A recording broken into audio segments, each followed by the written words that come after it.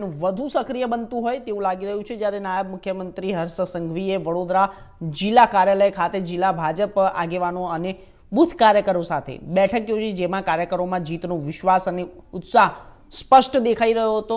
સાથે જ મીડિયા સામે તમામ તેમણે મહત્વપૂર્ણ પ્રતિક્રિયાઓ પણ આપી। વડોદરા જિલ્લામાં આવનારી ચૂંટણીને લઈને ભાજપ દ્વારા સંગઠન મજબૂત બનાવવાના પ્રયાસ તેજ બન્યા અને આ અનુસંધાને નાયબ મુખ્યમંત્રી હર્ષ સંઘવીએ જિલ્લા ભાજપ આગેવાનો અને બૂથ સ્તર કાર્યકરો સાથે મહત્વપૂર્ણ બેઠક યોજી અને આ બેઠકમાં કાર્યકરો સાથે સીધો સંવાદ કરતા હર્ષ સંઘવીએ જણાવ્યું કે ગુજરાતના નાગરિકો એક થઈને એક વખત જીતનો અહેસાસ રચવા જઈ રહ્યા છે। બેઠક દરમિયાન ભાજપના નેતાઓ અને કાર્યકરો ચહેરા પર ઉમંગ અને ઉત્સાહ સ્પષ્ટ જોવા મળ્યો હતો અને હર્ષ સંઘવીએ જિલ્લા વિકાસને પ્રથમ પ્રાથમિકતા આપવાનો સંકલ્પ વ્યક્ત કર્યો હતો અને કાર્યકરોને વધુ સક્રિય બનાવીને લોકો સુધી પહોંચાડવા માટે આહવાન કર્યું હતું।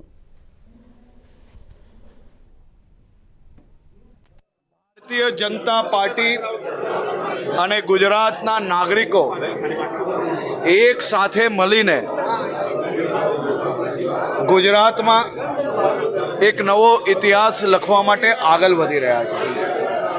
વડોદરા શહેર, વડોદરા જિલ્લાના નગરજનો, નાગરિકો અને ભારતીય જનતા પાર્ટીના સૌ કાર્યકર્તાને મળવાનો આજે અવસર પ્રાપ્ત થયો।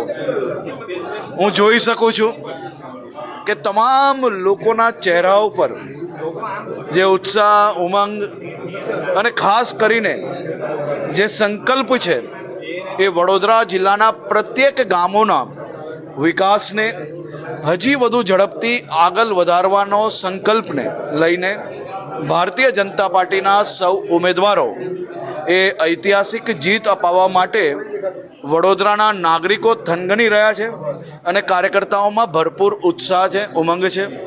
સૌ કાર્યકર્તાઓને મળવાનો આજે અવસર પ્રાપ્ત થયો। બધા જ કાર્યકર્તાઓને બે હાથ જોડીને વંદન કરવાનો મને આજે અવસર પ્રાપ્ત થયો। વડોદરા જિલ્લાના સૌ આગેવાનો જોડે બી બેઠક થઈ।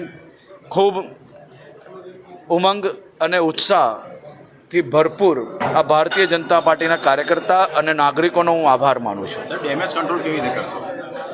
બધા જ લોકો એક પરિવાર છે અને ખાસ કરીને હું આપને કહેવા માંગુ છું કે દુનિયાનું સૌથી મોટું સહકુટુંબ એટલે ભારતીય જનતા પાર્ટી અને ગુજરાતની જનતા છે।